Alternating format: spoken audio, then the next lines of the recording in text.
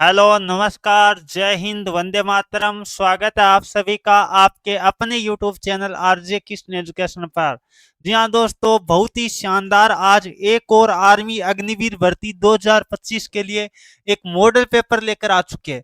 दोस्तों, ये model paper सभी विद्यार्थियों को एकदम ईमानदारी से लगाना है। पूरा का पूरा नवीनतम पैटर्न, ऐसे मान के चलिए 2025 के अंदर आपके एग्जाम में ऐसा ही पेपर आने वाला है। तो सभी विद्यार्थी जल्दी जल्दी जुड़ जाइए। और आज के हम ओरिजिनल पेपर के तौर पर जो मॉडल पेपर बनाया है बहुत ही शानदार है, जिसमें जीके के 15 प्रश्न होंगे। बात कर लेते हैं साइंस के, तो 15 प्रश्न, और मैथ के 15 प्रश्न, और 5 प्रश्न रीजनिंग के होने वाले। यानी पूरा आपको एकदम ओरिजिनल पेपर के तौर पर फीलिंग आने वाली है। इस पेपर के अंदर सभी को एकदम ईमानदारी से टेस्ट लगाना है और अंत में अपना स्कोर कमेंट करके जरूर बताना है। और टारगेट सभी विद्यार्थियों को मैं दे देता हूं 40 प्लस का। यानी इन 50 प्रश्नों में आपको 40 प्लस का टारगेट लेके चलना है। देखते हैं कौन कौन विद्यार्थी इस टारगेट को अचीव कर पाते हैं। बिना आपका टाइम खराब किए आज के सेशन की हम शुरुआत करते हैं। फटाफट हम पेपर हल करेंगे। आपको पेपर के तौर पर, ऑनलाइन टेस्ट के तौर पर यह पेपर लगाना है।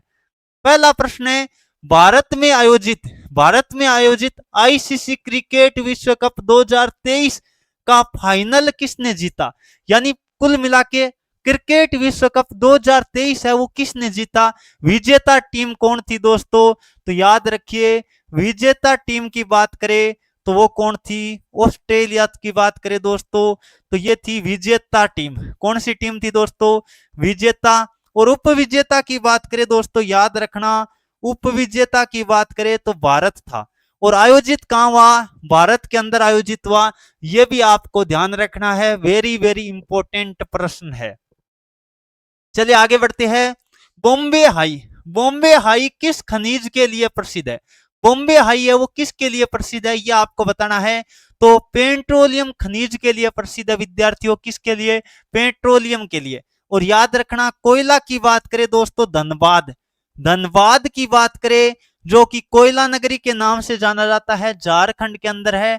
और यदि मैं बात करूं, बहुत सारे इंपॉर्टेंट बनते हैं। पन्ना, पन्ना की बात करें दोस्तों किसके लिए प्रसिद्ध है, पन्ना मध्य प्रदेश, पन्ना जो एमपी के अंदर है वो हीरे के लिए प्रसिद्ध है। किसके लिए प्रसिद्ध है दोस्तों, हीरे की खान कहाँ है, पन्ना मध्य प्रदेश के अंदर है। और यदि जादूगोड़ा की बात करें दोस्तों, जादूगोड़ा, जादूगोड़ा की बात करें यूरेनियम के लिए प्रसिद्ध है। ये सारे के सारे प्रश्न दोस्तों इंपॉर्टेंट है। और एक याद रखना, खेतड़ी, खेतड़ी स्थान है ना दोस्तों, वो तांबा के लिए प्रसिद्ध है। किसके लिए दोस्तों, तांबे की खान है खेतड़ी, यानी खेतड़ी राजस्थान के अंदर है। यह भी आपको नोट कर लेना है। सारे डाटा इंपॉर्टेंट है, पेपर के अंदर आ सकते हैं। चलिए दोस्तों आगे बढ़ते हैं। चोरी चोरा कांड कब हुआ था, कहां हुआ था, जल्दी जल्दी सभी विद्यार्थी कमेंट करके बता दीजिए। ये चोरी चोरा नामक स्थान पर हुआ था दोस्तों 4 फरवरी 1922 को। कब हुआ था दोस्तों, 4 फरवरी 1922 को चोरी चोरा कांड हुआ था। एक जलियांवाला बाग हत्याकांड 13 अप्रैल 1919 को हुआ था। दोनों इंपॉर्टेंट प्रश्न है, याद रखिए दोस्तों। जलियांवाला बाग, जलियांवाला बाग हत्याकांड की बात करें दोस्तों 13 अप्रैल 1919 को हुआ था। और चोरी चोरा कांड की बात करें दोस्तों तो 4 फरवरी 1922 को हुआ था। चलिए दोस्तों आगे बढ़ते हैं। अगला प्रश्न आपके सामने है, भारत के वर्तमान कोऑपरेट कार्य मंत्री कौन है। देखो दोस्तों, जो वित्त मंत्री है ना वही वर्तमान में कोऑपरेट कार्य मंत्री है। तो वित्त मंत्री कौन है, निर्मला सीतारमण है। कौन है दोस्तों, निर्मला सीतारमण है। अमित शाह की बात करें दोस्तों, याद रखना, सहकारिता मंत्री। प्रश्न कई बार आया हुआ है, सहकारिता मंत्री। या बात कर लेते गृह मंत्री की बात करें तो सबको पता होना चाहिए अमित शाह है। और यदि राजनाथ सिंह की बात करें तो रक्षा मंत्री है। राजनाथ सिंह की बात करें दोस्तों तो क्या है, रक्षा मंत्री है। इंपॉर्टेंट मंत्री परिषद आपको याद रख लेना है। मंत्री परिषद का प्रश्न बहुत ज्यादा आने की संभावना है। तो याद रखना, कोऑपरेट कार्य मंत्री या वित्त मंत्री की बात करें तो निर्मला सीतारमण है। अगला प्रश्न है, भारतीय राष्ट्रीय कांग्रेस के प्रथम अध्यक्ष कौन थे। देखो दोस्तों, यदि भारतीय राष्ट्रीय कांग्रेस की स्थापना की बात करें दोस्तों 1885 के अंदर किसने की थी, एओ ह्यूम ने की थी। किसने की थी दोस्तों, एओ ह्यूम और दादा भाई नौरोजी ने मिलकर 1885 के अंदर भारतीय राष्ट्रीय कांग्रेस की स्थापना की थी। पहले अध्यक्ष दोस्तों सबको पता होगा डब्ल्यू.सी. बनर्जी थे। प्रथम अध्यक्ष कौन थे दोस्तों? डब्ल्यू.सी. बनर्जी यानी व्योमेश चंद्र बनर्जी, यानी ऑप्शन नंबर ए राइट होगा। प्रथम महिला अध्यक्ष की बात करें ना दोस्तों, प्रश्न आ जाए प्रथम महिला अध्यक्ष कौन थी? प्रथम महिला की बात करें दोस्तों तो याद रखना एनी बेसेंट थी। कौन थी दोस्तों? एनी बेसेंट की बात करें, कांग्रेस की प्रथम महिला अध्यक्ष की बात करें तो एनी बेसेंट करना है। और प्रथम भारतीय महिला की बात करें, भारतीय महिला की बात करें तो सरोजनी नायडू करना है। क्या करना है दोस्तों? सरोजनी नायडू करना है। दोनों प्रश्न इंपॉर्टेंट है। भारतीय महिला अध्यक्ष कौन बनी थी? सरोजनी नायडू बनी थी। और सीधा कहे प्रथम महिला अध्यक्ष तो एनी बेसेंट करके आना है। अगला बताइए, सचिन तेंदुलकर की आत्मकथा का नाम क्या है? दोस्तों वेरी वेरी इंपॉर्टेंट है। जो भी आत्मकथाएं बनती है ना क्रिकेटर जो इंपॉर्टेंट है उन सब की आपको याद रखना है। तो सचिन तेंदुलकर की आत्मकथा का नाम है प्लेइंग इट माई वे। क्या नाम है दोस्तों? प्लेइंग इट माई वे। जल्दी से माई जर्नी टू ऐसे कुछ एक आत्मकथा भी है, वो भी आपको याद रखना है किन किन खिलाड़ियों की है। मैं आज सभी विद्यार्थियों को एक होमवर्क दूंगा, जितने भी इंपॉर्टेंट क्रिकेट के खिलाड़ी है उन सब की आत्मकथा का स्टोरी नीचे कमेंट करके बता देना। आज का होमवर्क क्या रहेगा विद्यार्थियों? आज का होमवर्क रहेगा प्रमुख क्रिकेटरों की आत्मकथा। प्रमुख क्रिकेटरों की आत्मकथा। देखते हैं कौन बच्चा सबसे पहले जवाब देगा। ये आज आपको है ना कमेंट बॉक्स में बताना है। आत्मकथा है ना प्रमुख क्रिकेटरों की, वो आज आपको कमेंट करके बताना, क्योंकि क्रिकेटर जितने भी इंपॉर्टेंट है उनकी आत्मकथा का प्रश्न आ सकता है। आप सभी विद्यार्थियों के याद होना चाहिए। चलिए दोस्तों आगे बढ़ते हैं। 7 नंबर, गौतम बुद्ध ने अपना पहला उपदेश कहां दिया था? दोस्तों गौतम बुद्ध ने अपना पहला उपदेश कहां दिया था? जल्दी से बताने की सभी विद्यार्थी कोशिश करिए। तो पहले बात कर लेते हैं गौतम बुद्ध जिन्हें क्या कहा जाता है दोस्तों। यदि मैं बात करूं गौतम बुद्ध तो एशिया की रोशनी किसे कहा जाता है? याद रखना, एशिया की रोशनी या एशिया का ज्योतिर्पुंज किसे कहा जाता है?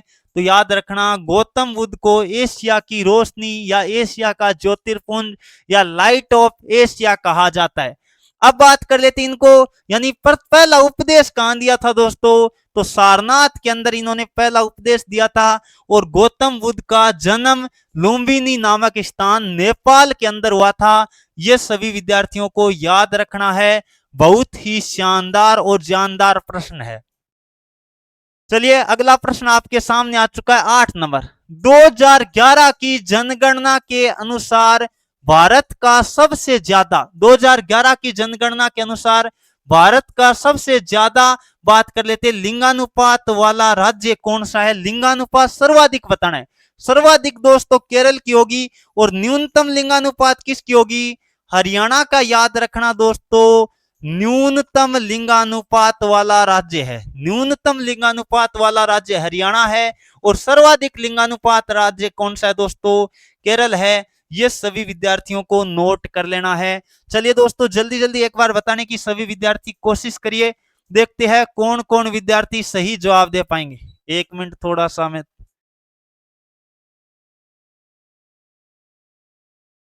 जल्दी जल्दी सभी विद्यार्थी नोट कर लीजिए। बहुत ही अच्छा प्रश्न है। अगला क्या दिया हुआ है? भारत के वर्तमान चीफ ऑफ डिफेंस स्टाफ यानी सीडीएस कौन है? वर्तमान में सीडीएस दोस्तों सबको ध्यान रखना है अनिल सिंह चौहान है। कौन है दोस्तों?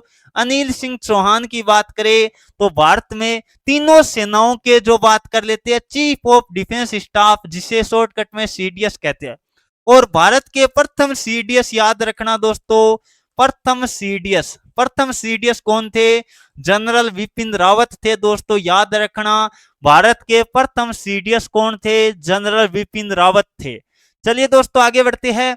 अगला प्रश्न नंबर 10 आपके सामने है। बंगाल में नील विद्रोह कब हुआ था? एक याद रखना चंपारण सत्याग्रह कब हुआ? जल्दी जल्दी बता दीजिए चंपारण सत्याग्रह कब हुआ? यह प्रश्न कई बार आया हुआ है। चंपारण सत्याग्रह की बात करें दोस्तों 1917 में हुआ था। कब हुआ था? 1917 में हुआ था। और आपको पूछा गया है नील विद्रोह कब हुआ था दोस्तों बंगाल में? तो ये हुआ था 1859 के अंदर, मार्च 1859। ये सभी विद्यार्थियों को ध्यान रख लेना है। चलिए आगे बताइए, किस राज्य को मसालों का बगीचा कहा जाता है? किस राज्य को मसालों का बगीचा कहा जाता है दोस्तों? मसाले सर्वाधिक बात करें तो कहां होती है? केरल में होती है। और एक याद रखना, इलायची की पहाड़ियां कहां है दोस्तों? केरल में है। याद रखिए, इलायची की पहाड़ियां, इलायची की पहाड़ियां कहां है दोस्तों? यह प्रश्न कई बार पूछा गया है। तो इलायची की पहाड़ियों की बात करें दोस्तों तो ये कहां है? केरल राज्य के अंदर है। और जल्दी जल्दी बता दीजिए, कर्नाटक का रतन किसे कहा जाता है दोस्तों? मैसूर को कर्नाटक का रतन कहा जाता है।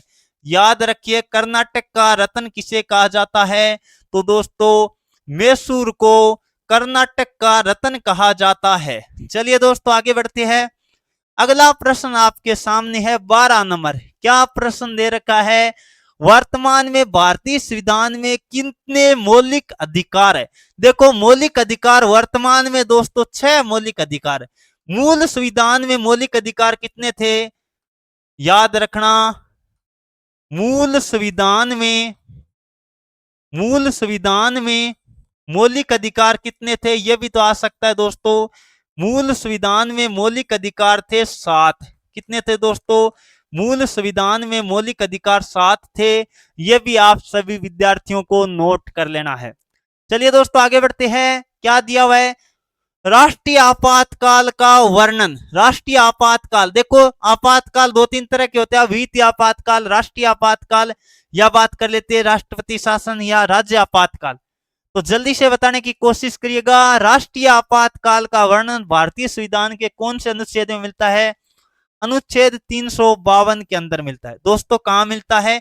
पहले बात यह भी याद रखना है, आपातकाल व्यवस्था कहां से ली गई है भारतीय संविधान में? आपातकाल की व्यवस्था, आपातकाल जो भारतीय संविधान में है वो कहां से लिया गया दोस्तों? जर्मनी से लिया गया। कहां से लिया गया दोस्तों? आपातकाल की जो संविधान में व्यवस्था है जो जर्मनी से लिया गया है। जापान से क्या लिया गया? जल्दी से एक बार सभी विद्यार्थी कमेंट करके बता दीजिए। ये मैंने बता ही दिया आपको, जल्दी जल्दी देख लेते हैं भैया कौन कौन विद्यार्थी सही जवाब दे पाएंगे। भारतीय संविधान में आपातकाल कहां से लिया गया है? जल्दी जल्दी बता दीजिए, बहुत ही शानदार है। तो ये तो मैंने बता ही दिया। रूस से क्या लिए गए? कई सारे स्रोत है, वो आपको याद रख लेना है, मैंने कई बार बताया। अगला है रास बिहारी बोस और कैप्टन मोहन सिंह का संबंध किससे है? देखो दोस्तों, यदि मैं बात करूं, आजाद हिंद फौज की स्थापना शुरुआत में कैप्टन मोहन सिंह और रास बिहारी बोस ने की थी। और याद रखना, सुभाष चंद्र बोस का संबंध भी इससे ही है। यह भी प्रश्न आ सकता है, सुभाष चंद्र बोस, सुभाष चंद्र बोस भी याद रखना है। यहां प्रश्न पिछले साल आया था पेपर में कि निम्न में से किन का संबंध आजाद हिंद फौज से संबंधित है? तो या तो कैप्टन मोहन सिंह दे देंगे, या रास बिहारी बोस दे देंगे, या सुभाष चंद्र बोस दे देंगे। इन तीनों का संबंध दोस्तों आजाद हिंद फौज से संबंधित है। अगला प्रश्न नंबर 15 आपके सामने आ चुका है, जल्दी से सभी विद्यार्थी जवाब दीजिए। गौतम बुद्ध का जन्म और महापरिनिर्वाण किस अवसर पर मनाया जाता है? अब दोस्तों याद रखना, गौतम बुद्ध का जन्म और महापरिनिर्वाण दोनों ही कब हुआ था? वैशाख पूर्णिमा को हुआ था। आपको ध्यान रखना है। तो वैशाख पूर्णिमा को याद रखना बुद्ध पूर्णिमा के रूप में मनाया जाता है। कौन सी पूर्णिमा दोस्तों? बुद्ध पूर्णिमा के रूप में किसे मनाया जाता है दोस्तों? बुद्ध पूर्णिमा के रूप में मनाया जाता है वैशाख पूर्णिमा। याद रखना, कई बार प्रश्न आ जाता है वैशाख पूर्णिमा का संबंध किस धर्म से है दोस्तों? तो याद रखना बौद्ध धर्म से है। कौन से धर्म से है दोस्तों? बौद्ध धर्म से है। और साथ में हिंदू धर्म भी हो सकता है, लेकिन ज्यादा सही क्या होगा दोस्तों? बौद्ध धर्म या हिंदू धर्म, इन दोनों में से एक ऑप्शन में दिया हो तो एक कर देना। ज्यादा सही आपका बौद्ध धर्म वाला होगा। प्रश्न ऐसे आ सकता है, बुद्ध पूर्णिमा या वैशाख पूर्णिमा का संबंध किससे है दोस्तों? तो बौद्ध धर्म से संबंधित है। बौद्ध धर्म नहीं मिले तो हिंदू धर्म कर सकते हो। एक होता है वैशाखी, वैशाखी जल्दी से नोट कर लीजिए, वैशाखी अलग है। वैशाखी का संबंध किससे संबंधित है? जल्दी से बता दीजिए। सिख धर्म से संबंधित है। किस धर्म से संबंधित है दोस्तों? सिख धर्म से संबंधित है। यह भी आपको याद रखना है। बैसाखी अलग है और वैशाख पूर्णिमा अलग है। अगला 16 नंबर प्रश्न देखो। 15 हमने जीके के अब कर लिया। अब 15 प्रश्न आपके साइंस के होने वाले हैं। निम्न में से किसका घनत्व सबसे अधिक है? सबसे कम है, सॉरी सबसे कम पूछा गया। अधिक भी आप बता सकते हो। देखो यहाँ ऑप्शन देखोगे तो पारे का घनत्व तो सर्वाधिक है। पारे का घनत्व दोस्तों क्या है? इसका तो सर्वाधिक है। यहाँ ऑप्शन में दो दे रखा है ना, उनमें पारे का सर्वाधिक है, ध्यान रखना। जल, पेट्रोल, लोहा वगैरह दे रखा है तो देख लीजिए यहाँ क्या होगा, पेट्रोल का कम होगा। पेट्रोल का देखो जल से भी कम होता है घनत्व, आपको पता है। पेट्रोल का घनत्व बहुत कम होता है, 700 कुछ होता है, आपको पता होना चाहिए। जल्दी से पेट्रोल का घनत्व आप बता भी सकते हैं। अगला बताइए, निम्न में से क्या जंतु कोशिका में नहीं पाया जाता है? देखो दोस्तों, कुछ ऐसी चीजें होती है जो जंतु कोशिका में नहीं पाई जाती लेकिन पादप कोशिका में पाई जाती है। यानी पादप कोशिका और जंतु कोशिका में जो अंतर होता है, तो दोस्तों कोशिका भित्ति केवल पादप कोशिका में पाई जाती है, क्लोरोफिल भी केवल पादप कोशिका में। तो नोट कर लो, ये किस में पाया जाता है? पादप कोशिका में पाया जाता है। पादप कोशिका में पाया जाता है, जबकि यह जंतु कोशिका में नहीं पाया जाता है। तो ए व बी दोनों, यानी ऑप्शन नंबर कौन सा राइट होगा? सी वाला राइट होगा। जबकि माइटोकांड्रिया वगैरह है, ये दोनों के अंदर पाया जाता है, पादप कोशिका में भी पाया जाता है और जंतु कोशिका में भी पाया जाता है।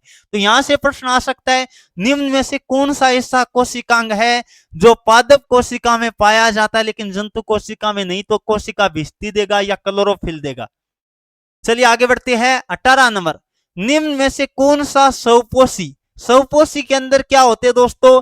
जो पादप वगैरह होते हैं ना, पादप हो गया, शैवाल हो गया, पादप हो गया, शैवाल हो गया, ये किस में आते हैं दोस्तों? स्वपोषी के अंदर आते हैं। किसके अंदर आते हैं? जो अपना भोजन सूर्य के उपस्थिति में स्वयं बढ़ाते हैं, वो क्या कहलाते हैं दोस्तों? वो कहलाते हैं कौन से? स्वपोषी कहलाते हैं। तो ऑप्शन नंबर कौन सा राइट होगा? शैवाल वाला राइट होगा, बिल्कुल। शैवाल या जो पादप होते हैं वो कौन से, किसके उदाहरण होते हैं? स्वपोषी। ये प्रकाश संश्लेषण के द्वारा अपना भोजन, प्रश्न ऐसे भी आ सकता है, किसके माध्यम से स्वपोषी अपना भोजन बनाते हैं? तो प्रकाश के माध्यम से बनाते हैं। चलिए दोस्तों आगे बढ़ते हैं। 19 नंबर, निषेचन की प्रक्रिया कहाँ होती है? दोस्तों जैसे यानी मादा जननांग और बात कर लेते हैं, जो नर जननांग होता है, दोनों के माध्यम से जो निषेचन की प्रक्रिया होती है, यानी अंडाणु और शुक्राणु का जो मिलन होता है, वो कहाँ होता है दोस्तों? फेलोपियन ट्यूब के अंदर होता है। कहाँ होता है दोस्तों? फेलोपियन ट्यूब के अंदर होता है। यह आपको ध्यान रखना है। यानी निषेचन क्या होता है? प्रश्न ऐसे भी आ सकता है कि मादा जनन जो बात कर लेते कोशिका है शुक्राणु, सॉरी मादा जनन कोशिका अंडाणु, और जो नर जनन कोशिका है शुक्राणु, उनका मिलन जहां होता है उस प्रक्रिया को क्या कहते हैं? निषेचन कहते हैं। और ये कहां होता है? फेलोपियन ट्यूब के अंदर होता है। ऑप्शन नंबर आपका ए राइट होगा। अगला बताइए 20 नंबर, क्या दिया हुआ है? बहुत ही शानदार है। जल एक रंगहीन, पहले बात जल का कोई रंग नहीं होता है, कोई गंध नहीं होता है, यानी जल एक रंगहीन और गंधहीन क्या है दोस्तों? H2O। यह एक यौगिक है दोस्तों। जल क्या एक तरह का यौगिक है, क्योंकि इसमें तत्वों का जो बात कर लेते हैं, एक फिक्स अनुपात के अंदर तत्व पाए जाते हैं। इसका मतलब ये होगा एक तरह का यौगिक। क्या होगा? यौगिक होगा। जबकि हवा एक तरह का मिश्रण होता है। हवा क्या होता है दोस्तों? हवा एक तरह का क्या होता है? मिश्रण होता है। यह आपको ध्यान में रखना है सभी विद्यार्थियों को। चलिए आगे बढ़ते हैं। 21 नंबर, एक पिंड जिसका द्रव्यमान 8 किलोग्राम है, तो वह 15 मीटर प्रति सेकंड स्क्वायर के त्वरण से गतिशील है। तो आपको बताना उस पर लगने वाला बल कितना होगा? तो F बराबर दोस्तों क्या होता है? बल का मतलब होता है F। F बराबर क्या होता है? ma होता है। तो ज्ञात कर लो, द्रव्यमान है 8 और जो त्वरण आपको दे रखा है कितना दिया? 15। 15 इंटू कितना हो गया दोस्तों? 120। और क्या होगा? न्यूटन होगा। बल का मात्रक क्या होगा दोस्तों? न्यूटन होगा। तो 120 न्यूटन आपका जवाब आएगा। देख लो ऑप्शन नंबर कौन सा राइट होगा? बिल्कुल बी वाला। ये न्यूमेरिकल है, कई बार आ जाता है आर्मी के अंदर। अगला बताइए, कोशिका का कौन सा अंगक क्या प्रोटीन का संश्लेषण किया जाता है? तो प्रोटीन का संश्लेषण कौन करता है दोस्तों? राइबोसोम होता है, वो प्रोटीन का संश्लेषण करता है। इसी कारण इसको प्रोटीन की फैक्ट्री कहा जाता है दोस्तों। क्या कहा जाता है इसको? प्रोटीन की फैक्ट्री कहा जाता है। कई बार प्रश्न आ सकता है प्रोटीन की फैक्ट्री किसे कहा जाता है? तो राइबोसोम को प्रोटीन की फैक्ट्री कहा जाता है। लाइसोसोम को कोशिका की आत्मघाती थैली कहा जाता है। नोट कर लीजिए, कोशिका की आत्मघाती थैली, आत्मघाती या आत्महत्या की थैली, आत्मघाती थैली किसे कहा जाता है दोस्तों? याद रखना, तो वो कहा जाता है लाइसोसोम को। किसको कहा जाता है? लाइसोसोम को कोशिका की आत्मघाती थैली कहा जाता है। अगला बताइए, सजीव और निर्जीव के बीच की कड़ी कौन सी है? देखो विद्यार्थियों, सजीव और निर्जीव होते हैं, उनके बीच की योजक कड़ी, दोनों को जोड़ने वाली कड़ी को क्या कहा जाता है? तो याद रखना, विषाणु यानी वायरस कहा जाता है। क्या कहा जाता है दोस्तों? वायरस की बात करें तो सजीव और निर्जीव के बीच की कड़ी है। और ये दोस्तों क्या होता है? ये सजीव के सहारे से जीवित रहते हैं, सजीव के सहारे से जीवित रहती है, यानी ये सजीव के संपर्क में आते हैं तो ये जीवित प्रतीत होते हैं, और बिना सजीव के ये वायरस मरे हुए प्रतीत होते हैं। यह आपको ध्यान रखना है दोस्तों, बहुत ही इंपॉर्टेंट है। आगे बताइए भाई, कोशिका झिल्ली किसकी बनी होती है? देखो दोस्तों, कोशिका झिल्ली और जो पादपों की कोशिका भित्ति होती है वो भी बता देना। पादपों की कोशिका भित्ति होती है वो सेल्यूलोज की बनी होती है। किसकी बनी होती है दोस्तों? सेल्यूलोज की बनी होती है। और आपको यहां बताना है कोशिका झिल्ली किसकी बनी होती है? तो वो लिपिड और प्रोटीन की बनी होती है, या मैं कहीं लिपिड प्रोटीन की बनी होती है। ऑप्शन नंबर कौन सा राइट होगा? डी वाला राइट होगा। यह प्रश्न कई बार पूछा गया है, कोशिका झिल्ली किसकी बनी होती है? लिपिड और प्रोटीन की बनी होती है। अगला बताइए, कोशिका झिल्ली कैसी होती है? देखो, कोशिका से संबंधित प्रश्न पिछली बार भी दो दो तीन तीन कई शिफ्ट के अंदर आए थे। तो कोशिका झिल्ली दोस्तों ये क्या होती है? चयनात्मक पारगम्य होती है। अब देखो दोस्तों, यहां इसका मतलब क्या है? इसका मतलब कोशिका झिल्ली कोई भी द्रव या कोई भी पदार्थ जब कोशिका के अंदर प्रवेश करता है तो वो चयन करती है, चयन करती है कोशिका झिल्ली, भाई इसको अंदर जाने देना है या इसको नहीं जाने देना है। तो इसीलिए इसको चयनात्मक पारगम्य कहते हैं। पारगम्य मतलब आर पार किया जा सकता है कोई भी पदार्थ, लेकिन चयन करके करेगा। कोशिका झिल्ली कोशिका के अंदर कौन से पदार्थों को जाने देना है और कौन से को नहीं जाने देना है, ये चयन करने के बाद अंदर जाने या बाहर आने का काम करता है। तो इसीलिए इसको कहते हैं चयनात्मक पारगम्य, यानी कोई पदार्थ इसके आर पार जा सकता है लेकिन वो कोशिका झिल्ली चाहेगी तभी जा सकता है, इसीलिए इसको चयनात्मक पारगम्य कहते हैं। अगला बताइए, वीर्य में निम्नलिखित में से कौन सी शर्करा शुक्राणुओं को, देखो दोस्तों कोई भी यानी मनुष्य के अंदर बात करें, नर जनन अंग होता है, वहां से आपको पता है शुक्राणु का बात कर लेते हैं, निषेचन के दौरान श्रावण होता है, तो उस कंडीशन में वीर्य के माध्यम से शुक्राणु आपको पता है गति करते हैं। शुक्राणु गतिशील नहीं होते हैं, लेकिन वीर्य जो तरल पदार्थ होता है उसके माध्यम से शुक्राणुओं के अंदर गति होती है। यानी अब देखो, वीर्य में निम्नलिखित में से कौन सी शर्करा पाई जाती है जो शुक्राणुओं को क्या प्रदान करती है? ऊर्जा प्रदान करती है। शुक्राणु क्या होते हैं दोस्तों? याद रखना, नर जनन कोशिका होती है, नर जनन कोशिका होती है।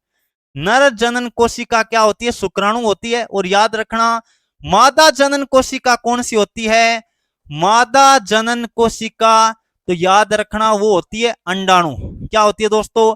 अंडाणु होती है। ये दोनों प्रश्न इंपॉर्टेंट है, सभी को याद रखना है। मादा जनन कोशिका अंडाणु होती है और नर जनन कोशिका की बात करें तो शुक्राणु होती है। और इन दोनों का जो मिलन होता है ना, उसी को हम निषेचन कहते हैं, जो कि फेलोपियन ट्यूब के अंदर होता है। और यहाँ आपको पूछा है वीर्य, वीर्य के माध्यम से आपको पता है जो नर जनन अंग होता है उससे जो वीर्य का स्रावण होता है, साथ में शुक्राणु में मिलके वहां बात कर लेते हैं, मादा जनन अंग में प्रवेश करते हैं। तो यहाँ बताइए जल्दी से, तो क्या होगा? कौन सा शर्करा पाया जाता है? फ्रक्टोज नामक शर्करा होता है, वो शुक्राणुओं को ऊर्जा देने का काम करता है। ये सभी विद्यार्थियों को ध्यान रखना है। अगला 27 नंबर, निम्न में से कौन सा कार्बन का अपरूप नहीं है? कार्बन के अपरूप दोस्तों कितने होते हैं? कार्बन के 3 अपरूप है। कितने अपरूप है कार्बन के? 3। हीरा हो गया, ग्रेफाइड हो गया और फुलरीन हो गया। बिल्कुल कोयला कार्बन का अपरूप नहीं है। कोयला क्या नहीं है दोस्तों? कार्बन का अपरूप नहीं है। और कार्बन का शुद्ध रूप कौन होता है दोस्तों? याद रखना, कार्बन का शुद्धतम रूप, कार्बन का शुद्धतम रूप कौन सा होता है? हीरा होता है। और यह प्रकृति में सबसे कठोर पदार्थ है। हीरा प्रकृति में सबसे कठोर पदार्थ है। यह भी आप सभी विद्यार्थियों को ध्यान में रखना है, एकदम आराम से कर लोगे। चलिए दोस्तों आगे बढ़ते हैं। अगला प्रश्न आपके सामने है 28 नंबर। जल्दी से जवाब देने की कोशिश करिएगा। हाइड्रोजन बम का आविष्कार किसने किया था? हाइड्रोजन बम नाभिकीय संलयन पर आधारित है। किस पर आधारित है दोस्तों? नाभिकीय, याद रखना, नाभिकीय संलयन पर आधारित है। किस पर आधारित है दोस्तों? नाभिकीय संलयन पर आधारित है हाइड्रोजन बम। अब आपको पूछ रहा है हाइड्रोजन बम का आविष्कार किसने किया था? तो एडवर्ड टेलर की बात करें, हाइड्रोजन बम का आविष्कार किया था। और परमाणु बम का आविष्कार याद रखना भैया, परमाणु बम का आविष्कार किसने किया था? तो याद रखना रोबर्ट ओपेनहाइमर। ओपेनहाइमर ने, याद रखना, परमाणु बम का आविष्कार किया था। अब की बार यह प्रश्न विद्यार्थियों पूछा जा सकता है, इंपॉर्टेंट है परमाणु बम वाला। अगला बताइए, मनुष्य के हृदय में कितने आलिंद होते हैं? अब देखो बच्चे बहुत सारे गलत करेंगे, प्रश्न को पूरा नहीं पढ़ते। देखो मनुष्य के हृदय में कोष्ठ कहीं ना 4 होते हैं। हृदय में कोष्ठ, मनुष्य के हृदय में कोष्ठ, कोष्ठ कहे तब तो 4 करना था, लेकिन बहुत सारे बच्चे कमेंट के अंदर इसका जवाब 4 देंगे। उनका जवाब क्या हो जाएगा? गलत हो जाएगा। आपको पूछा कितने आलिंद होते हैं। आलिंद की बात करें दोस्तों, कितने होते हैं? 2। और नीले भी कितने होते हैं? नीले भी 2 होते हैं। देखो 2 आलिंद और 2 नीले होते हैं मनुष्य के हृदय के अंदर। यह आप सभी विद्यार्थियों को ध्यान रखना है, गलती मत कर देना। कई बार बच्चों के रट्टा रहता 4 4 4 4 करके आ जाते। पूछा क्या है? आलिंद पूछा है। 2 आलिंद और 2 नीले होते हैं मनुष्य के हृदय के अंदर। अगला बताइए भैया क्या है? 20 ओम के 10 प्रतिरोध को समांतर क्रम में जोड़ा जाए, समांतर क्रम या कहे पार्श्व क्रम में जोड़ा जाए तो बताना है तुल्य प्रतिरोध क्या होगा। देखो विद्यार्थियों कैसे करोगे, एक बार बताने की कोशिश करिए। देखो यदि समांतर क्रम में कोई प्रतिरोध जोड़े हो तो 1/r बराबर क्या होता है? 1/r1, 1/r2, 1/r3। इस टाइप से करेंगे। कहां तक करेंगे? 1/r10 तक करेंगे, क्योंकि 10 प्रतिरोध है। और आपको 10 प्रतिरोधों का मान दे रखा है 1/10, 1/10। ऐसे करोगे ना, 1/10 प्लस 1/10 ऐसे करते जाओगे। कहां तक? 10 बार करोगे तो आपको पता है ऊपर कितना हो जाएगा? 10 या ना 20 ओम का है। सॉरी, प्रतिरोध का मान कितना दिया हुआ है विद्यार्थियों? 20 ओम दिया हुआ है। थोड़ा सही लिख देता हूं, 1/20, क्योंकि प्रतिरोध का मान 20 दिया हुआ है और 10 प्रतिरोध है। तो ये लिखा 20 बट्टा में 20, 20 लिखते जाएंगे और 20, यह आपका 10 बार आएगा। तो 10/20 यानी 1/r अपना चल रहा था ना इधर, 1/r, तो यह आ जाएगा 1/2। इसका मतलब r बराबर कितना निकल कर आएगा? 2 ओम निकल कर आएगा। r का मान दोस्तों कितना आ जाएगा? 2 ओम निकल कर आएगा, क्योंकि 1 1 1 ऐसे 10 हो जाएगा। 10/20 का मतलब 1/2 उल्टा हो जाएगा, क्योंकि 1/r का मान है कितना? 1/2। तो r आ जाएगा 2, यानी 2 ओम। ऑप्शन नंबर बी राइट होगा। एकदम आराम से कर लोगे। आगे 31 नंबर। अब दोस्तों अपना मैथ का पार्ट शुरू हो चुका है। जल्दी जल्दी सभी विद्यार्थी जवाब देने की कोशिश करिएगा। मैं थोड़ा पानी पी लेता हूं, इतने में आप जल्दी से इसका जवाब देने की कोशिश करो।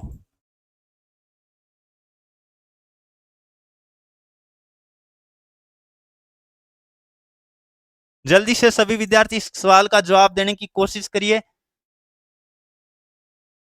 देखते हैं कौन कौन विद्यार्थी इस सवाल का जवाब सही दे पाएंगे। बहुत ही शानदार प्रश्न आपको दिया हुआ था। क्या दिया हुआ? यदि किसी संख्या को 2 से गुणा करके 8 घटाया जाए, 8 घटाने पर 62 आता है, तो संख्या क्या है? देखो दोस्तों, संख्या को अपन ने मान लिया x। कितना माना दोस्तों? x मान लिया। 2 गुणा किया तो 2x, और क्या किया है? 8 घटाने पर मतलब 8 माइनस किया तो कितना प्राप्त होता है? 62 प्राप्त होता है। तो 8 इधर आके जुड़ेगा, 2x बराबर 62 प्लस 8 हो जाएगा, तो ये हो जाएगा 70। 2x बराबर कितना आएगा? 70 आएगा। इसका मतलब x बराबर आएगा 35। तो वो संख्या दोस्तों कितनी है? 35 है। संख्या कितनी है? 35 है, यानी ऑप्शन नंबर कौन सा राइट होगा? ए वाला राइट होगा, क्योंकि दुगुना करके 8 घटाने की बात कर रहा था, एकदम आराम से हो जाता। अगला बताइए 0.91, 0.91 को प्रतिशत में बदलो। देखो विद्यार्थियों, कोई भी प्रतिशत में बदलना हो ना, किससे गुणा कर दिया करो? 100 से गुणा कर दिया करो, तो यह आ जाएगा 91%। कितना आ जाएगा? 91%, यानी 91% आ जाएगा। बस आपको 100 से गुणा करना था। इस टाइप का प्रश्न आराम से आ जाएगा विद्यार्थियों, कोई भी बच्चा कर लेगा, और ऐसा प्रश्न आना कन्फर्म है पेपर के अंदर। अगला बताइए, यदि राम 35,000 प्रति महीने कमाता है, 35,000 रुपए प्रति महीने कमाता है, और उसकी कमाई का 10% आवासीय किराए में चला जाता है, खर्च हो जाता है, तो उसकी बचत कितनी है? तो देखो दोस्तों, किराए में कितना गया? 10%। तो बचत कितनी हो गई? बचत हो गई 90%। कितनी हो गई? 90%। तो जल्दी से ज्ञात कर लो, किसका 90% करोगे? 35,000 का, 35,000 का 90% मतलब 90/100 कर दो। यही तो आपकी बचत आएगी, यही तो आपकी बचत आएगी। जल्दी से कर लीजिए, बचत कितनी आएगी? आप हल करना है काटा पीटी करके। एक काम करो, शून्य से शून्य कट कर दो, शून्य से शून्य। पहले बात, 2 शून्य अपन ने लगा दी। अब देखो 45 हासिल लगी, 4 27 से 4 क्या? 31,500। कितना आएगा दोस्तों? 31,500 रुपए की क्या हो गई? बचत हो गई। यानी कुल मिला के ऑप्शन नंबर आपका सी वाला राइट होगा। कौन सा राइट होगा दोस्तों? सी वाला राइट होगा। एकदम आराम से हो जाएगा। अगला 34 नंबर, 8,000 रुपए का 5% दर से 2 वर्ष का चक्रवृद्धि ब्याज बताओ। दोस्तों, चक्रवृद्धि ब्याज जहां भी ज्ञात करना हो, मिश्रधन देखो, मिश्रधन का सूत्र क्या होता है? लगा लो जल्दी से। मिश्रधन बराबर होता है मूलधन गुणा, मूलधन गुणा 100 प्लस दर, 100 प्लस दर बट्टा 100, और इसकी घात समय लगाया जाता है। घात क्या लगाया जाता है? समय लगाया जाता है।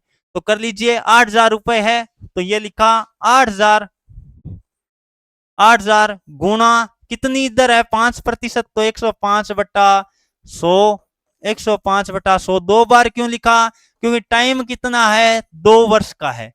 अब विद्यार्थियों, जो कट रहा है एक बार काटने की आप कोशिश करो, काटने की कोशिश करो। जैसे मैं एक काम कर देता हूं, ये 21 बार कटेगा और ये 20 बार कटेगा, ये 21 बार और ये 20 बार कटेगा। अब एक काम करो, ये 2 शून्य अपना कट जाएगा, 2 शून्य कट गया है, 4 का भाग देना पड़ेगा, 2 गुणा 2 4, 4 दूनी 8, तो 20 बार कटेगा। तो 20 गुणा 21 गुणा 21 कितना होता है? 441 होता है क्या? जल्दी से 20 गुणा 441 कर दो, शून्य 2 8, 8820 रुपए टोटल आ गया। इसका मतलब चक्रवर्ती ब्याज कितना बढ़ा है?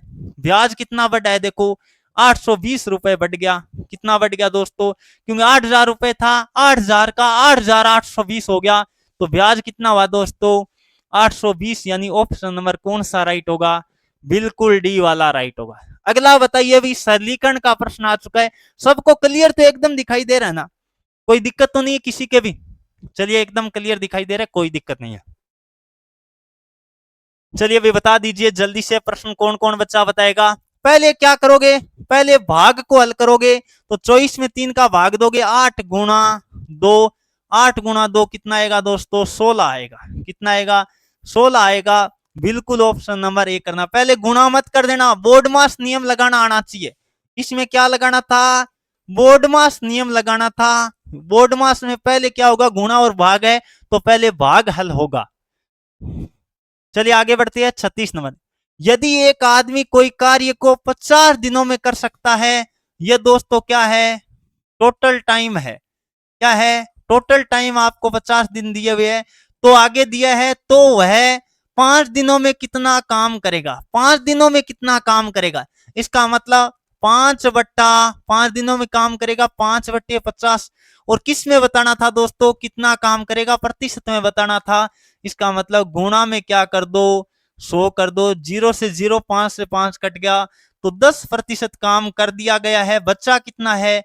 90% काम बचा है। तो जल्दी से देख लीजिए कितना काम किया गया है? तो बिल्कुल 10% काम किया गया है, एकदम आराम से हो जाता। अगला बताइए, एक पिता और पुत्र की वर्तमान आयु, ये लिखा पिता और ये लिखा पुत्र, लिख लीजिए जल्दी से। वर्तमान आयु का अनुपात अगले ने दे रखा है, अनुपात दे रखा है, ये आयु दे रखी है, आयु दे रखी है, बताओ कितनी कितनी दी है? 35 वर्ष। और कितनी दी है? देखो 35 वर्ष और 7 वर्ष दी है, बिल्कुल 7 वर्ष दी है। अब बताओ कितने साल बाद, जल्दी से बता दीजिए, अनुपात मत लगाओ भाई, सीधी आयु दे रखी है, सीधी आयु दे रखी है तो वर्ष लगा लो। क्या लगा लो? 35 वर्ष और कितना? 7 वर्ष। अब अगले कह रहे हैं कितना? 7 वर्ष बाद उनकी आयु का अनुपात बताओ। तो 7 वर्ष बाद दोनों में साथ साथ जोड़ दो, तो ये कितना हो जाएगा? 42 वर्ष। और 7 इसमें जोड़ दो, 14 वर्ष। और दोनों की आयु का क्या बताना था? अनुपात बताना था। तो 42:14 कर दो, 14×3 = 42 होता है, तो 3:1 आपका उत्तर आ जाएगा। कितना आएगा दोस्तों? 3:1 आपका उत्तर आएगा। ऑप्शन नंबर डी वाला राइट होगा। चलिए आगे, 8 भुजाओं से घिरी हुई बंद आकृति क्या कहलाती है दोस्तों? अष्टभुज कहलाती है। 8 भुजाओं से घिरी हुई अष्टभुज, 7 भुजाओं से घिरी हुई सप्तभुज, और यदि 9 भुजाओं से घिरी हुई भुजा की बात करें ना, तो नवभुज कहलाता है। और षटभुज का मतलब 6 भुजाओं से घिरी हुई बंद आकृति को क्या कहते हैं? षटभुज कहते हैं। ऐसा प्रश्न पिछली बार बहुत पूछा गया था। अगला बताइए भी, क्या दिया हुआ है? यदि एक आयत की चौड़ाई 7 सेंटीमीटर है, चौड़ाई तो आपको दे दी 7 सेंटीमीटर है, तथा उसकी लंबाई, लंबाई के बारे में क्या कह रहा है? चौड़ाई से 3, चौड़ाई कितनी थी? 7 थी, 7 से कितना? 3 मीटर ज्यादा है, तो 10 मीटर हो गया। कितना हो गया? 10 मीटर हो गया। किसका मान आ गया? चौड़ाई लंबाई दोनों आपके पास है, लंबाई कितनी? 10 और चौड़ाई कितनी? 7। अब आयत का क्षेत्रफल चाहिए। आयत का क्षेत्रफल क्या होता है दोस्तों? लंबाई गुणा चौड़ाई होता है। लंबाई कितना? 10, चौड़ाई कितना? 7, तो यह आएगा 70 मीटर स्क्वायर। कितना आएगा? 70 मीटर स्क्वायर। आपका सेंटीमीटर है तो सेंटीमीटर में आ जाएगा भैया, यहाँ सेंटीमीटर लगा लो बस, क्या दिक्कत है? इसमें तो कोई दिक्कत नहीं है ना, जो मात्रक होगा वही आएगा, सेंटीमीटर स्क्वायर आ जाएगा। तो 70 सेंटीमीटर स्क्वायर, क्योंकि सब सेंटीमीटर में दिया हुआ था, यहां भी भैया सेंटीमीटर ही लिख लेना। चौड़ाई सेंटीमीटर ज्यादा है, यहां भी सेंटीमीटर था, सॉरी मैंने पहले मीटर लिख दिया था, उसके लिए सॉरी चाहता हूं। कोई दिक्कत नहीं, एकदम आराम से कर लोगे। आगे बढ़ते हैं, 5 मीटर और 50 सेंटीमीटर का अनुपात बताओ। 5 मीटर का मतलब किस में बदलो? सेंटीमीटर में बदलो। 5 गुणा 100 कर दो। आप बोलोगे सर 500 सेंटीमीटर, और 500 सेंटीमीटर और किसका? 500 सेंटीमीटर और 50 सेंटीमीटर का ही तो अनुपात आपको ज्ञात करना है। सेंटीमीटर से सेंटीमीटर कटेगा, 0 से 0, 10 अनुपात कितना आ जाएगा? 10:1 आ जाएगा। देख लीजिए, ऑप्शन नंबर डी वाला राइट होगा। कर लोगे विद्यार्थियों? बस अनुपात निकालना था। 5 मीटर का मतलब 500 सेंटीमीटर होता है, यह पहले आपको आना चाहिए, बाकी कोई दिक्कत नहीं है। 55% को भिन्न में बदलो। प्रतिशत हटाएंगे, बट्टे में क्या लगेगा दोस्तों? 100 लगेगा। 5 से काट दो, 11×5 = 5 से काट दो 20 बार, तो 11/20 आपका जवाब आएगा। यानी ऑप्शन नंबर कौन सा राइट होगा? बिल्कुल बी वाला राइट होगा। दोस्तों ये ओरिजिनल पेपर के तौर पर पूरा तैयार किया गया, जिस तरह आर्मी का ओरिजिनल पेपर आता है उसी टाइप से तैयार किया गया। अगला बताइए, यदि ए अनुपात बी बराबर इतना है, यह ए का मान है, यह ए का मान है और ये बी का मान है, तो बी अनुपात ए बता दीजिए। बी का मान कितना? 11, और ए का मान कितना? 9, तो 11:9 आएगा।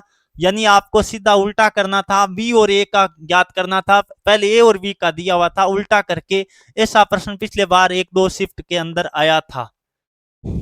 आगे, यदि एक वर्ग का परिमाप 68 मीटर है, तो आपको क्या बताना है? परिमाप बताना है। परिमाप दिया हुआ है तो भुजा बताना है। परिमाप क्या होता है? 4 गुना भुजा होता है। दोस्तों परिमाप क्या होता है? 4 गुना भुजा होता है। वो 68 दे दिया, तो 4 से काट दो, भुजा कितनी आ जाएगी? 70 चौक 68 होता है, तो 17। और क्या आएगी दोस्तों? मीटर में आएगी, क्योंकि परिमाप मीटर के अंदर था, तो 17 मीटर आपका जवाब आएगा। एकदम आराम से कर सकते थे, 17 मीटर, यानी ऑप्शन नंबर सी वाला राइट होगा। चलिए आगे बढ़ते हैं। यदि एक विद्यार्थी 200 में से 85 अंक प्राप्त करता है, तो उसका प्राप्तांक बताओ। तो 200 का 85% ज्ञात करना है भैया। 200 में से 85% प्राप्त होता है, तो 200 गुणा 85/100, 2 शून्य से 2 शून्य कट गई, 85 गुणा कितना होता है 170 होता है। तो प्राप्त अंक आएगा 170 अंक, यानी ऑप्शन नंबर कौन सा राइट होगा, डी वाला राइट होगा। अगला मैथ का अंतिम प्रश्न है 45 नंबर। प्रथम 5 सम संख्याओं का औसत बताओ। प्रथम 5 सम संख्या कौन होगी, 2 होगी, 4 होगी, 6 होगी, 8 होगी और 10 होगी। बीच वाली हो जाएगी, कोई दिक्कत ही नहीं है। 6 आएगा क्या, बिल्कुल 6 आएगा। प्रथम 5 सम संख्या बताई थी। अब जल्दी से आप विषम का भी बता दीजिए, विषम का भी बता दीजिए। तो ये तो बीच वाली संख्या हो जाएगी, या सबको जोड़ के कर लो, कोई दिक्कत आपको नहीं आने वाली है। अगला बताइए, मैथ के हमने 45 यानी 15 प्रश्न मैथ के हमने कर लिए, तो जीके साइंस और मैथ के मिला के हमने 45 कर लिए हैं। अब अपना किसका, रीजनिंग की बारी होने वाली है। रीजनिंग के 5 प्रश्न करेंगे। अंग्रेजी वर्णमाला में उल्टे क्रम में, उल्टा क्रम में लिखने पर 13वें स्थान पे, देखो सही क्रम ज्ञात करो। पहले सही क्रम ज्ञात करना होना, उल्टा दिया हो तो 27 माइनस उल्टा कर दो। 27 माइनस उल्टा क्रम क्या है वो लिख दो। तो आप क्या करोगे, 27 माइनस 13 करोगे। 27 माइनस 13 करोगे तो आपका आएगा 14वां। 14वां स्थान पर कौन आता है, 13वें पे एम आता है, तो 14वें स्थान पे एन आता है। कौन आता है दोस्तों, एन आता है। तो उल्टा क्रम जब भी आपको पूछे तो 27 में से घटा देना, सही क्रम आपके पास आ जाएगा, फिर एकदम आराम से प्रश्न आपका हो जाएगा। आगे बढ़ते हैं। एक पंक्ति में 50 विद्यार्थी है टोटल। यदि रमेश बाएं से 21वें स्थान पे है तो दाएं से बताओ। देखो 50 है ना, 50 में एक जोड़ दो, पहले तो 51 लिख दो। 51 में से क्या घटा दो विद्यार्थियों, 21 घटा दो, उल्टा क्रम आ जाएगा 0 3, तो 30वां क्रम आएगा। कौन सा स्थान आएगा दोस्तों, 30वां स्थान आएगा। टोटल विद्यार्थी दिया हुआ हो उसमें एक जोड़ के फिर घटा देना, उल्टा या सुल्टा कोई सा भी स्थान पूछे, बाएं से दाएं या दाएं से बाएं पूछे, जो भी आपको पूछे बता दोगे आराम से। अगला है, श्रृंखला का अगला क्रम क्या आएगा। अगला क्या आएगा, देखो बहुत आसान प्रश्न है। पहले देखो क्या लिखा है, 1 लिखा है, 3 लिखा है, 6 लिखा है, 11 लिखा है, 18 लिखा है। क्या क्या जोड़ा जा रहा है, 2 जोड़ा, 3 जोड़ा, फिर कितना जोड़ा, 5 जोड़ा, फिर 7 जोड़ा। अभाज्य संख्याओं को जोड़ा जा रहा है। ये कौन सी संख्या दोस्तों, यह है अभाज्य संख्या। कौन सी संख्या है, अभाज्य संख्या है। आपको नजर आ गया होगा 2 3 5 7, ये कौन सी संख्या है, अभाज्य संख्या। तो अगली अभाज्य संख्या कौन आएगी दोस्तों, अगली आएगी 11। तो 18 में 11 जोड़ दो भैया, 18 में 11 जोड़ोगे तो 9 2 29वें स्थान पर।